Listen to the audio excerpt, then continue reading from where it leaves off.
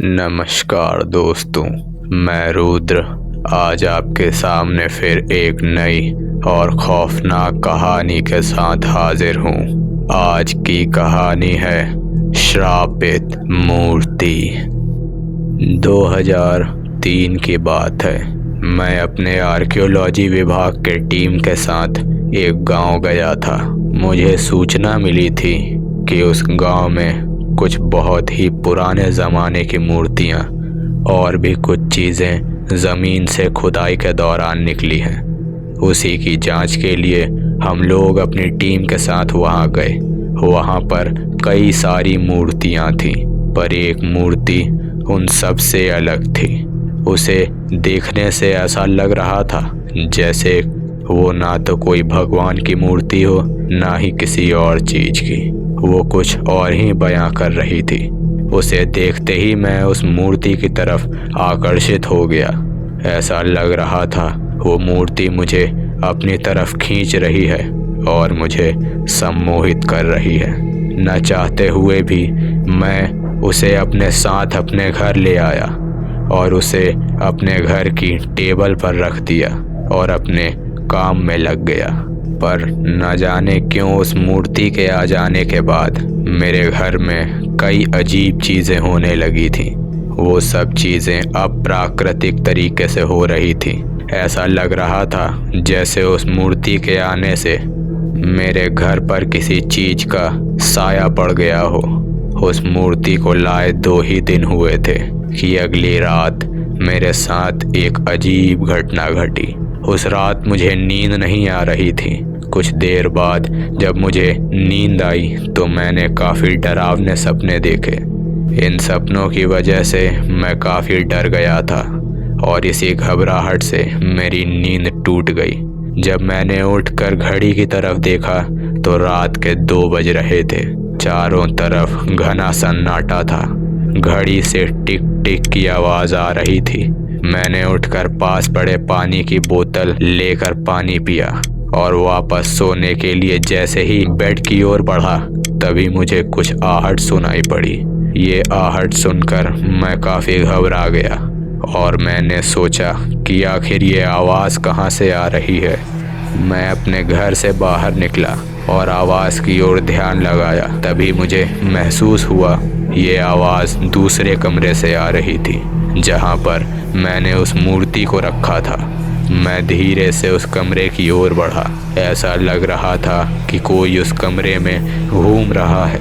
मैं काफ़ी घबरा गया। फिर भी मैंने हिम्मत करके उस कमरे का दरवाज़ा खोला। अंदर पूरा अंधेरा था। मैंने लाइट जलाई और इधर उधर देखा तो मुझे वहाँ पर कोई नज़र नहीं आया और वो आहट भी आनी बंद हो गई थी। मैंने वापस उस दरवाजे को बंद कर दिया। तभी मुझे घर के मेन गेट पे किसी के दस्तक देने की आवाज़ आई। मैं सोचने लगा अभी इस वक्त कौन हो सकता है। मुझे डर भी काफ़ी लग रहा था। फिर भी मैं उस दरवाजे की तरफ बढ़ा और दरवाजे को जैसे ही खोला तो मैं हैरान रह गया। बाहर कोई नहीं था। मैं डर के मारे सहम गया था और जल्दी से दरवाज़ा बंद करके अपने रूम की तरफ दौड़ा। रूम में आकर दरवाज़ा बंद करके मैं बैठ गया और मन ही मन सोचने लगा आखिर ये हो क्या रहा है। ये सोचते सोचते मुझे पता नहीं कब मेरी आंख लग गई और मैं सो गया। जब नींद खुली तो सुबह के 9 बज रहे थे। मैं जल्दी से तैयार होकर अपने ऑफिस के लिए निकल गया, लेकिन पूरे दिन रात वाली घटना मेरे दिमाग में घूम रही थी। आखिर वो क्या था? मैंने सोचा हो सकता है ये मेरे मन का वहम हो। यही सोचकर मैंने ज़्यादा ध्यान नहीं दिया और शाम को मैं अपने घर पर आया और खाना खाकर टीवी देखने के लिए बैठ गया। मैं टीवी देख ही रहा था तभी ऐसा लगा बाथरूम से कोई आवाज़ आ रही है। मैं टीवी बंद करके बाथरूम की तरफ गया पर वहाँ कोई नहीं था। मैं जैसे ही बाथरूम से वापस आने के लिए मुड़ा तभी मुझे सामने शीशे पर किसी की आकृति नजर आई। ऐसा लग रहा था वो किसी महिला का साया है जिसके बाल बिखरे हुए थे। चेहरे पर बाल आने की वजह से वो काफ़ी डरावनी लग रही थी। ये देखकर मेरे पैरों तले ज़मीन खिसक गई। मैं भाग के बाथरूम से बाहर आकर अपने रूम में गया। इस दौरान मुझे ये समझ में आ गया था कि मेरे घर पर किसी चुड़ैल का साया पड़ गया है। मैंने जल्दी से अपना फ़ोन उठाया और मेरे घर के गुरुजी को फ़ोन लगाया और उन्हें सारी बात बताई। गुरुजी ने मुझे कुछ मंत्र बताए और कहा, इस मंत्र को जपते रहो, इससे वो चुड़ैल तुम्हारे पास नहीं आएगी। जब तक मैं ना आ जाऊं तब तक तुम्हें इस मंत्र को पढ़ना होगा।